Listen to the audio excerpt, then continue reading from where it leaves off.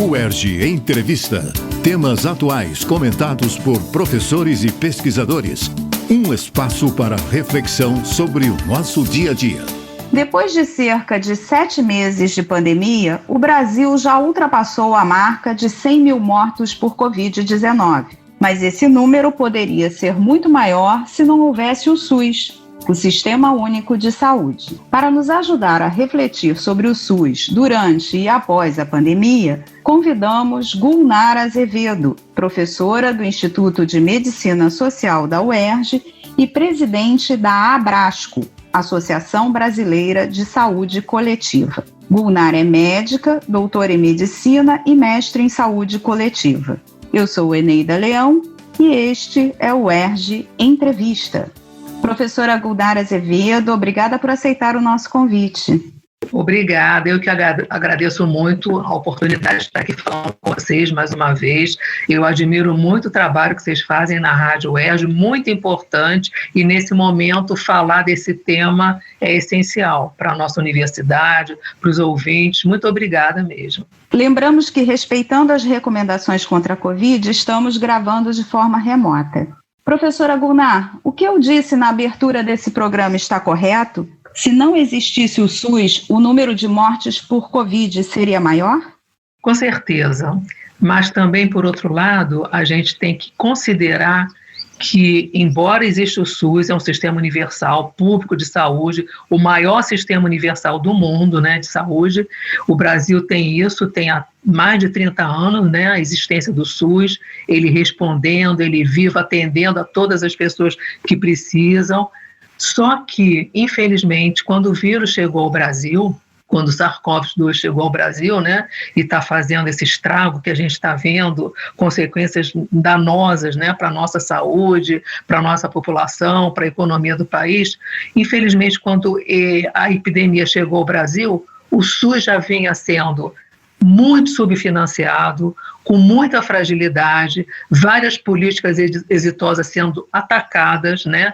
Desde 2016 a gente vem acompanhando, é muito triste ver a falta de investimento que o governo atual faz no SUS, e isso é um problema. A gente poderia estar numa situação pior, por outro lado a gente poderia ter evitado muitas mortes se a gente tivesse um SUS, que é o que a gente sempre pediu, né? Com financiamento correto, com muito prestígio dos nossos governantes e, sobretudo, com grande apoio da sociedade. Pois é, professora, além disso, logo no início nós vivemos uma crise política da saúde, né? Com entra e sai de ministros. Como você avalia o papel da saúde pública brasileira no enfrentamento da pandemia?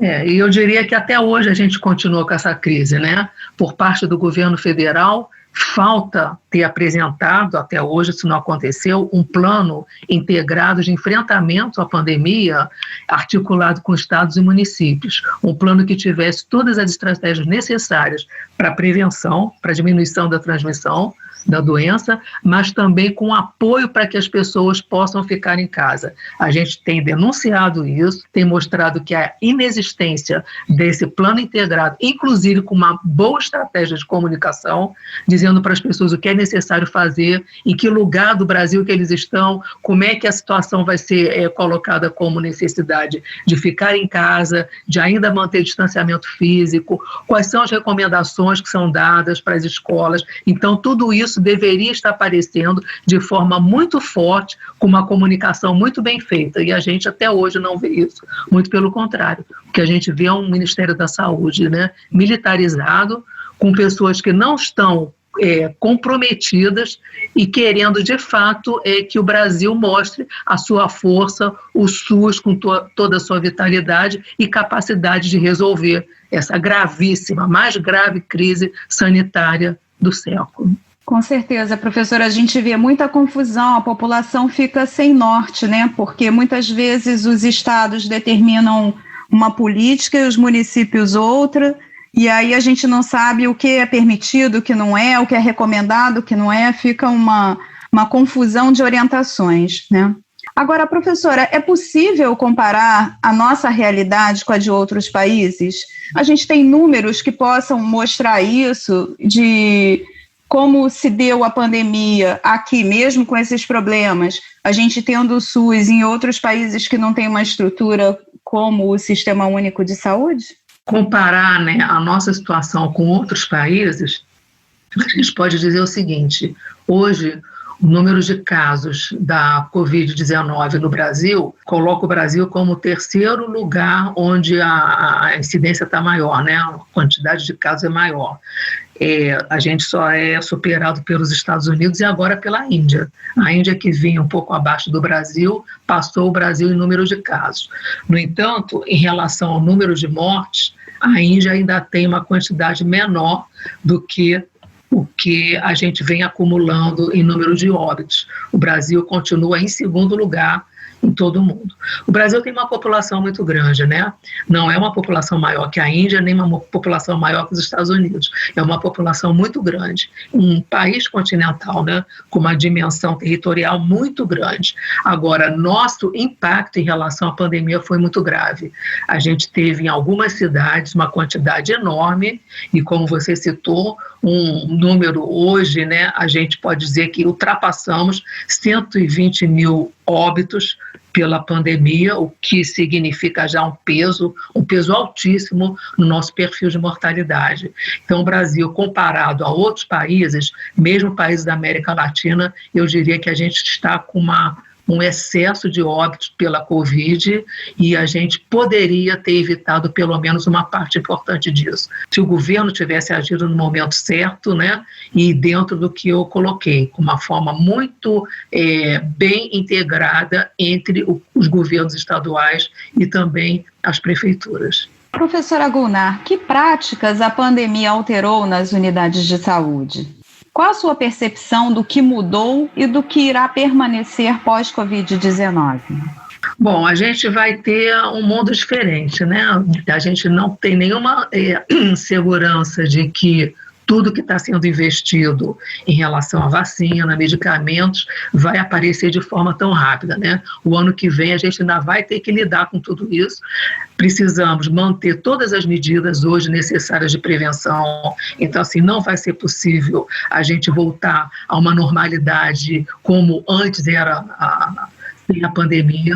Vamos precisar manter todos os cuidados de higiene, de distanciamento. O retorno vai ter que ser gradual, vai ter que ser muito monitorado na possibilidade de voltar, né, algum surto, algum caso, alguma condição que a gente não esperaria, vamos ter que voltar atrás. Então, por exemplo, o monitoramento das escolas que voltem a funcionar, tanto do ensino básico quanto do ensino fundamental e mesmo das universidades, vai ter que ser feito de uma forma muito, muito precisa para que a gente evite novos surtos, porque novos surtos podem desencadear outras ondas da epidemia.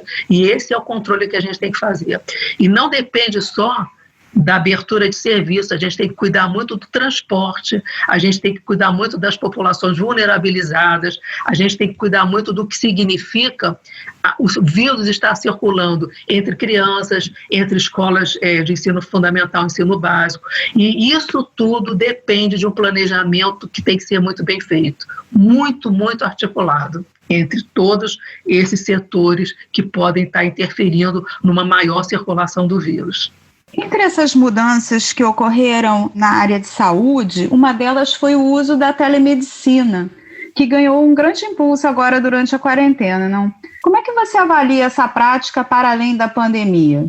Olha só, a gente vai ter que lidar, assim que a pandemia diminuir um pouco e a gente tiver uma segurança para poder retornar nossas atividades com todos esses cuidados que eu já falei, vamos ter que lidar não só com os efeitos diretos e indiretos da doença, da Covid-19, mas também com tudo que ficou represado em relação a outras doenças, né? Por conta da não possibilidade das pessoas serem atendidas como era antes, né, presencialmente, a telemedicina ajudou muito, mas muitas outras situações tiveram que ser adiadas, como, por exemplo, algumas cirurgias, alguns tratamentos para câncer. Então, a gente vai ter, no ano que vem, né, Por exemplo, o orçamento da saúde no ano que vem vai ter que considerar tudo isso. Vai ter que considerar o que não foi realizado esse ano, não só em relação às consequências da pandemia, mas também outras doenças que vão precisar ser muito cuidadas e temos que retomar esse ritmo. Então, assim, a telemedicina é um recurso importante, mas ele não substitui, por exemplo, o atendimento de pacientes que estão necessitando tratamentos mais especializados, internação. Então, a preocupação que nós temos é que com o contingenciamento do financiamento para a saúde, e no final do ano, 31 de dezembro, né, de 2020, a situação emergencial vai terminar, o que faz com que a gente retorne àquela condição do congelamento, né, do gasto para a saúde. Isso daí é um problema seríssimo. A gente tem mostrado a importância de garantir um financiamento que não só seja o que a gente já perdeu em relação ao congelamento dessa medida, a EC 95, né, que congelou por 20 anos o gasto em saúde no Brasil, o que é repassado, né, para a saúde no Brasil, mas também com todas as outras condições, ou seja, os problemas que dão não só da variação, né, em relação a esse recurso, a variação mesmo do dinheiro, mas também do aumento de problemas. Então, existe hoje, e eu acho importante chamar a atenção, uma petição pública que está sendo liderada pelo Conselho Nacional de Saúde, para que o ano que vem o investimento para a saúde seja 168 bi, o que significa a necessidade hoje, mas a necessidade compensada por todos esses agravos que a gente vai ter em função da pandemia e do envelhecimento populacional. Para finalizarmos, professora, aproveitando que a senhora tocou nessa questão, em relação às políticas públicas na área de saúde, que ensinamentos a pandemia trouxe e que poderão ser aplicados a curto e médio prazos? O que vem sendo discutido nesse sentido?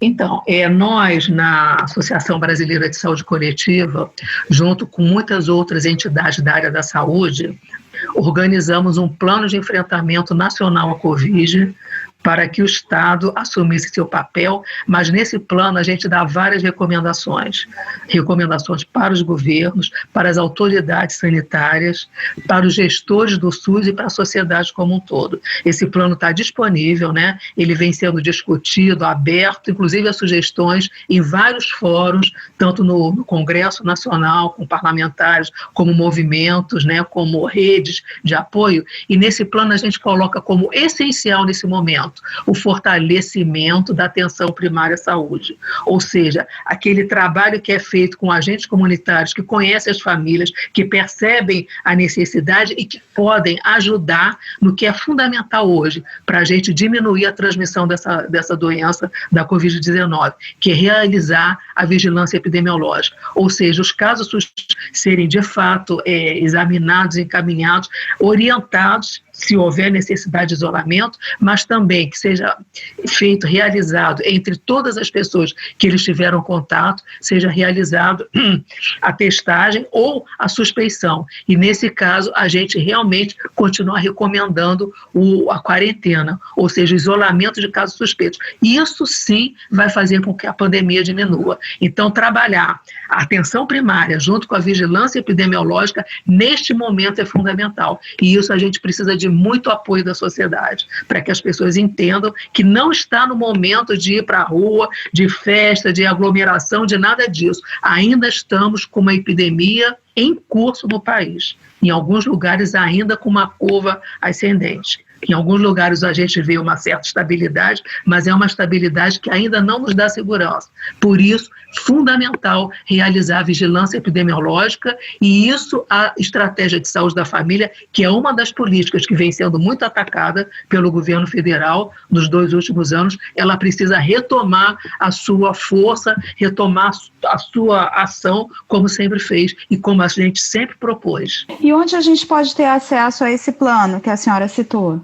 Então, esse plano eu posso passar para você, mas eu acho que ele está disponível na Frente pela Vida. É uma frente composta pelas entidades da saúde. No site da Abrasco também a gente pode acessar. Se colocar Frente pela Vida, você vai achar esse plano. E esse plano tem todas as medidas, inclusive a recomendação para a sociedade. Então, enfrentar a pandemia significa lutar por direitos humanos, lutar pela vida, não aceitar mais os óbitos, não aceitar o descaso, né, do governo e, sobretudo, um apoio grande da sociedade para que possa apoiar pessoas seguirem as medidas de saúde pública, que hoje são as medidas essenciais, né, com base científica, experiência de outros países, e o Brasil vai conseguir, se ele de fato entrar nessa perspectiva de enfrentamento da pandemia com toda a fortaleza do SUS, mas com um plano organizado e articulado.